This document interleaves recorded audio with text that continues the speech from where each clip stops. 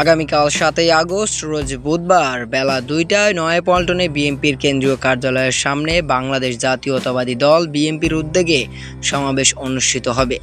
মূলত এই বিষয়টি কিন্তু নিশ্চিত করেছেন বিএনপির অফিসিয়াল ইউটিউব চ্যানেল এবং সেখানে তারা একটি পোস্টের মাধ্যমে এই বিষয়টি নিশ্চিত করেন।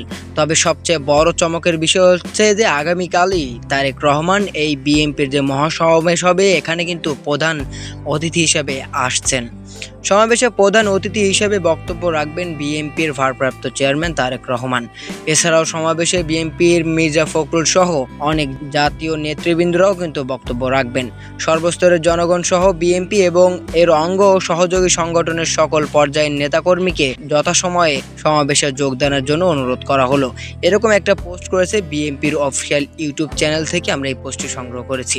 মূলত তারা কিন্তু স্পষ্টভাবে বলে দিয়েছে যে আগামীকাল বাংলাদেশ জাতীয়তাবাদী দল বিএনপির উদ্যোগে যে মহাসমাবেশটি অনুষ্ঠিত হবে নয়াপল্টনে, সেখানে কিন্তু তারেক রহমান প্রধান অতিথি হিসেবে আসছেন এবং তিনি সেখানে এসে কিন্তু বক্তব্য রাখবেন এমনটাও বলে দিয়েছে এখানে তারা। এবং তারেক রহমান আসছে এবং নয়াপল্টনের কেন্দ্রীয় কার্যালয়ের সামনে কিন্তু মহাসমাবেশ অনুষ্ঠিত হবে।